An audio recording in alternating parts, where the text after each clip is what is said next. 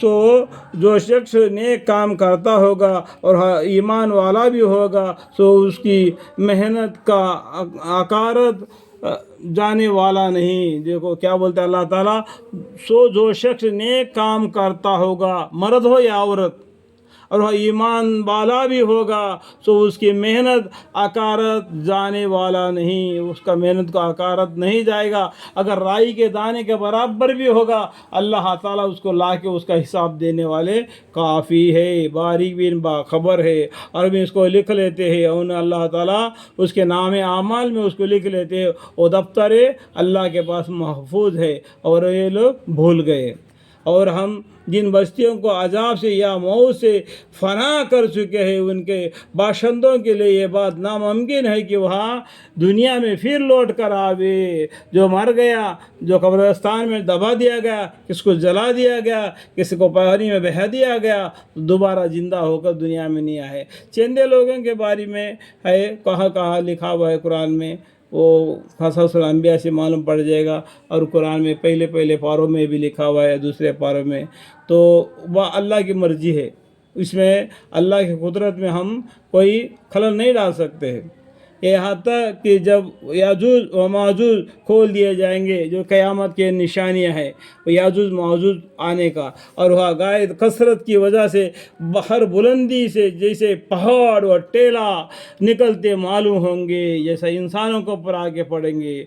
और वह जो रुजू अब्बास का सच्चा वादा नज़दीक आ पहुँचा होगा, यानी सच्चा वादा क्या है, क़यामत आएगी। इससे पहले याजूज माजूज आएंगे दुनिया में, तो बस फिर एकदम से एक हिस्सा होगा कि मुनकरों के निगाहें फटी की फटी रह जाएगी और यूं कहते नजर आवेंगे कि है कम बख्ती हमारी, हम इस अमर से गफलत में थे, बल्कि वाक़ा यह है कि हम ही कसूरवार थे। आखिरी उस दिन कहेंगे हम ही कसूरवार थे। तो उस टाइम पर सोचने समझने से क्या है, जेब खाली होने से पहले जेब में पैसा है उसका कदर करना चाहिए। इस तरीके से जिन दुनिया में जो हयात दिया है वो हयात का कदर करना चाहिए, इसे उसको उसका बदला मिलेगा। आखिरकार रोने से क्या मतलब हो गया, यानी हाथ जलने से पहले कपड़ा पकड़ना बेहतर है। बिलाशा तुम लोग ऐसे मुशरिकीन और जिनको तुम खुदा को छोड़कर पूज रहे हो सब जहन्नम में झोंक के जाएंगे और तुम सब इसमें दाखिल होगे।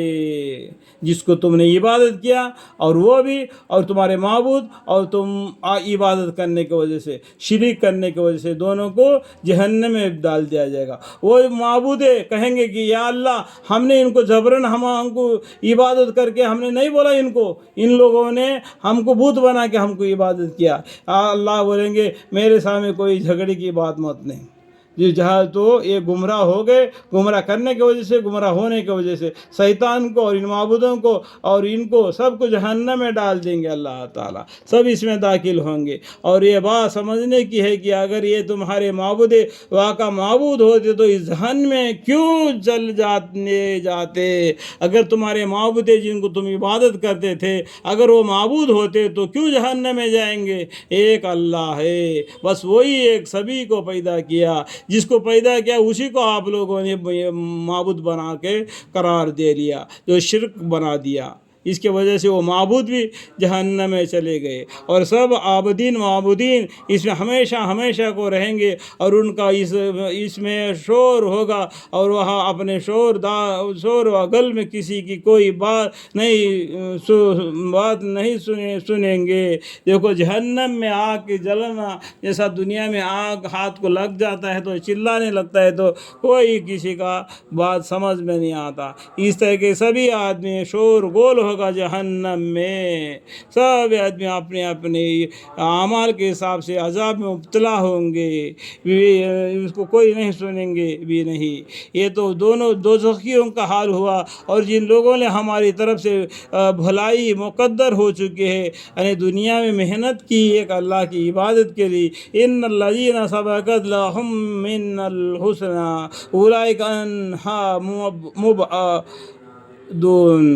اب اس دوزخ سے اس قدر دور کیے جائیں گے کہ اس کی آہٹ بھی نہ سنیں گے. دیکھو وہ جہنم سے اتنا دور رکھا دیا جائے گا کہ وہ جہنم کی آہٹ بھی ان کو سننے نہیں دے گا. وہ جنتی آدمی کو جنت میں آرام سے میوے مانگے. کأنہن یاقوت مرجان فبأي آلاء ربكما تكذبان هل جزاء الإحسان إلا الإحسان فبأي آلاء ربكما تكذبان ومن دونهما جنتان فبأي آلاء ربكما تكذبان مدهامتان فبأي آلاء ربكما تكذبان فيهن قاصرات الطرف لم يطمثهن إنس قبلهم ولا جان فبأي آلاء ربكما تكذبان حور مقصورات في الخيام فبأي آلاء ربكما تكذبان لم يطمثهن إنس قبلهم ولا جان فبأي آلاء ربكما تكذبان. یہ جنت کا بارے میں بیان ہے، سورہ رحمان میں لکھا ہوا ہے، میں یہاں پر ملا دیا.